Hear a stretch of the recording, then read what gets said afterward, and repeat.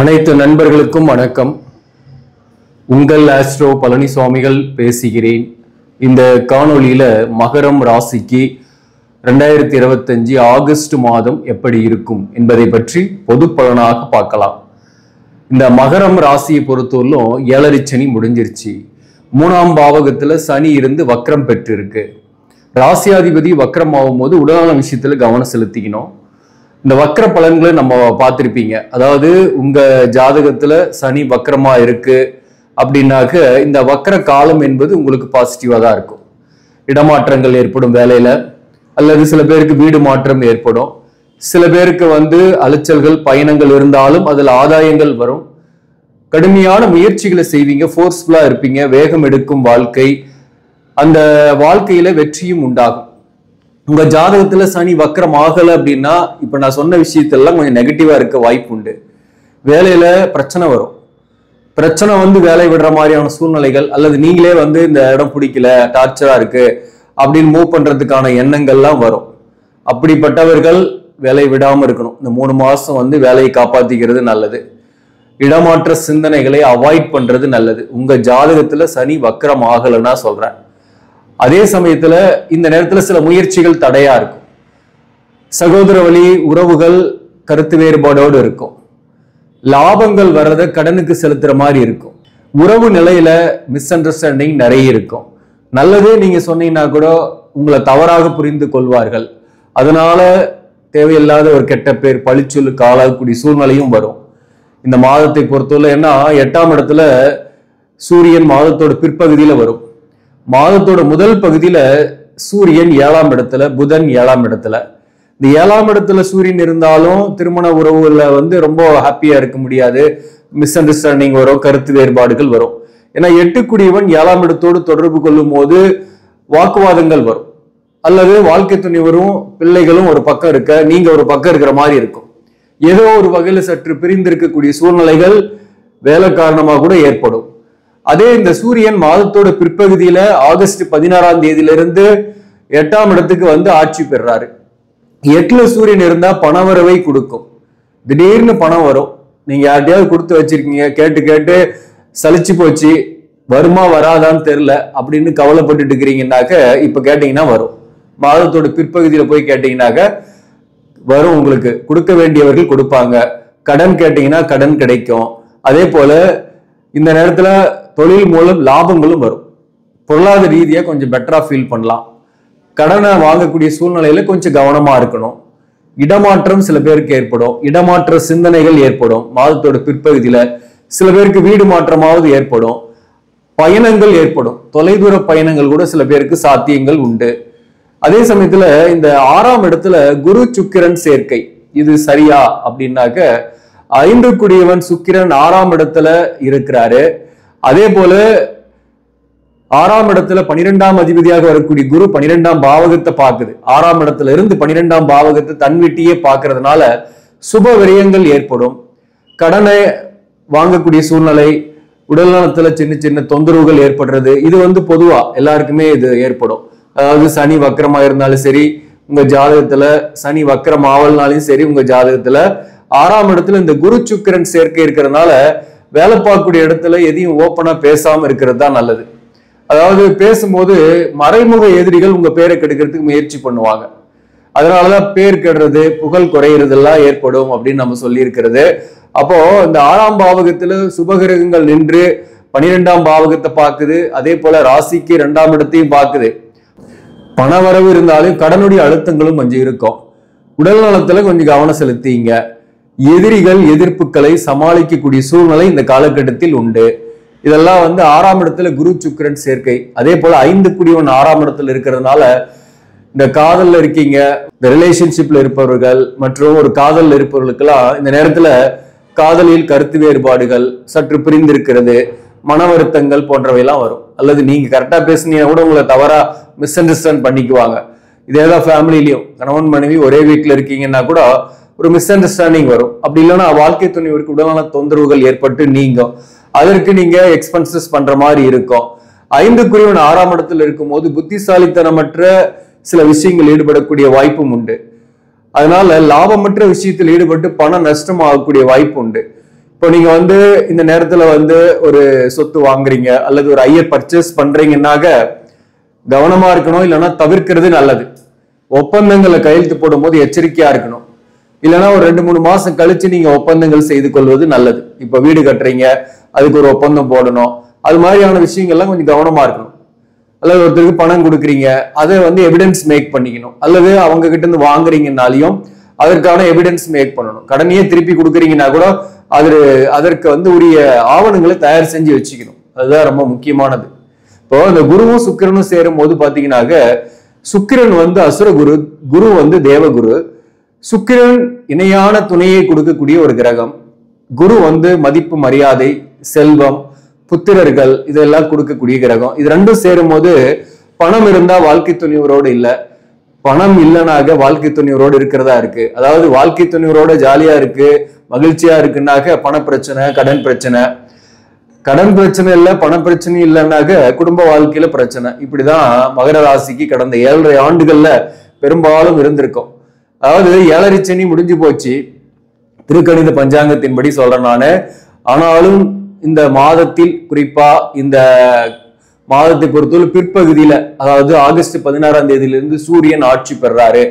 அந்த ஒரு காரணத்தினால சில கஷ்டங்கள் இருக்கும். வாழ்க்கை போராட்டமா இருக்கிற மாதிரி இருக்கும், எதுலையும் போராடி ஜெயிக்கிற மாதிரி இருக்கும். இப்போ இன்டர்வியூக்கே போறீங்கன்னா கூட அங்க நிறைய காம்படிஷன் சந்திக்கிற மாதிரி இருக்கும். காம்படிட்டரை ஜெயிச்சு நீங்க வந்து முன்னுக்கு வரணும். எக்ஸாம் எழுதுறீங்கன்னா கூட கடினமா படிக்கணும், அதுக்கு ஹார்ட் ஒர்க் பண்ணி தான் எக்ஸாம் எழுதுற மாதிரி இருக்கும். அதாவது எந்த ஒரு விஷயமே ஒரு முயற்சியில சக்சஸ் ஆகாது. ஒன்றுக்கு மேற்பட்ட முயற்சிகள் செய்யும் போது, அலையும் போது சக்சஸ் ஆகும். அந்த சூட்சமத்தை நீங்க புரிஞ்சுக்கிட்டீங்கன்னா இந்த மாதம் உங்களுக்கு சிறப்பான மாதம் தான்.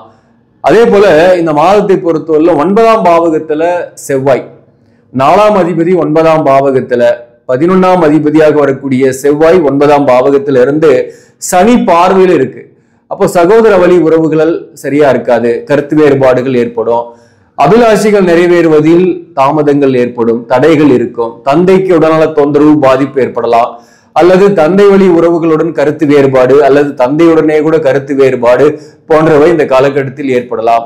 சொத்துக்கள் சம்பந்தமான பிரச்சனைகள், பூர்வீக சொத்து சம்பந்தமான பிரச்சனைகள் வரலாம். இந்த சொத்து சம்பந்தமான பிரச்சனைகள்லாம் உங்களுக்கு வருதுன்னாக அதை ஃபோக்கஸ் பண்ணாதீங்க, கொஞ்சம் அப்படியே போஸ்ட்போன் பண்ணிக்கிட்டே போங்க, விட்டு கொடுத்து போங்க. அது வழக்கில் இருக்குன்னா கூட இந்த நேரத்துல உங்களுக்கு கொஞ்சம் நெகட்டிவா இருக்கும், அல்லது சக்சஸ் ஆகாத மாதிரி இருக்கும். ஆனா அதுக்காக கவலைப்பட வேண்டாம். பட் பொறுமையா இருந்தீங்கன்னாக்க அது சக்சஸ் ஆகும். இப்போதைக்கு எந்த டெசிஷன் எடுக்காம போஸ்ட்போன் பண்ணிக்கிட்டே டிராக் பண்ணிக்கிட்டே போங்க. வழக்க கூட சொல்றேன். இந்த 9ஆம் பாவகத்துல செவ்வாய் இருந்து சனி பார்வை, அதே போல 3ஆம் இடத்துல சனி இருந்து அதற்கு செவ்வாய் பார்வை இருக்கிறதுனால தேவையில்லாம பயணங்கள், அலைச்சல்கள்லாம் வரும். அதை அவாய்ட் பண்ணுங்க. சிறுதூர பயணங்கள் போகக்கூடிய சூழ்நிலையில வண்டி வாகனங்கள்ல போறீங்கன்னா எச்சரிக்கையா இருங்க. அதே போல உங்களுடைய நேம் ஷேக் ஆகிறதுக்கு வாய்ப்பு இருக்கு. நிதித்துறையில் இருப்பவர்கள், அக்கௌண்ட்ஸ் ஃபீல்ட்ல இருக்கக்கூடியவர்கள் கவனமா எச்சரிக்கையா அந்த கணக்கு எல்லாம் வச்சிங்க, இல்லைன்னா உங்க பேரை கெடுப்பாங்க. வேலை பார்க்கக்கூடிய இடத்துல எச்சரிக்கையா இருக்கணும். அதே போல வேலை பார்க்கக்கூடிய இடத்துல எதிர்ப்பாளினுடைய நட்பு, கேஷுவலா பழகிட்டு இருக்கிறீங்கன்னா கூட அதை ஒரு 4 பேர் விமர்சிப்பாங்க, சக பணியாளர்கள். அது மேலதிகாரிகள் வரலும் கூட போகும். அதனால உங்க நேம் ஷேக் ஆகிறதுக்கு வாய்ப்புகள் உண்டு. அதனால எதுலையும் ஒரு நாசுக்கா நடந்துங்க, எதுலையும் ஒரு புத்திசாலித்தனத்தை பயன்படுத்தினீங்கன்னாக்க இந்த மாதத்தை பொறுத்தவரையிலும் சிறப்பான மாதம் தான். சோ மேலும் இந்த மாதத்தை பொறுத்தவரையிலும் ராகு பகவான் ராசிக்கு 2ஆம் இடத்துல, 8ல கேது.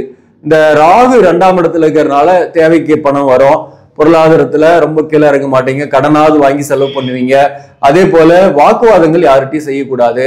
வாக்கு கொடுத்தீங்கன்னா காப்பாற்ற முடியாது, உங்களுடைய வாக்கை தவறாக புரிஞ்சுக்குவாங்க. இதெல்லாம் நம்ம ஏற்கனவே நம்ம பார்த்திருக்கிறோம், சொல்லியிருக்கிறேன். அதேதான். அதே போல 8ல கேதுவும் சூரியனும் இந்த மாசத்தோட பிற்பகுதியில சேரும். அது என்ன பலன் அப்படின்னாக்க, கேது சூரியன் சேரும் போது நீங்க கொஞ்சம் கவனமா இருக்கணும் ஹெல்த்ல. அதாவது வயதானவர்களாக இருந்தா ஹெல்த்ல கூடுதல் கவனம் செலுத்திக்கணும். ஆன்மீக கோயில்களுக்கு மகான்களுடைய தரிசனம் போயிட்டு வர்றது, மகான்களை தரிசிக்கிறது எல்லாம் சில பேருக்கு ஏற்படும். அதே சமயத்துல இந்த கேது சூரியன் சேர்றது வந்து பாத்தீங்கன்னாக்க ஒரு இனம் புரியாத கோபம், ஒரு டிப்ரெஸ்டு மைண்டை ஏற்படுத்தும், ஒரு டென்ஷன் ஏற்படுத்தும். வேலையில ஒர்க் ப்ரெஷர் கொஞ்சம் இருக்கும்.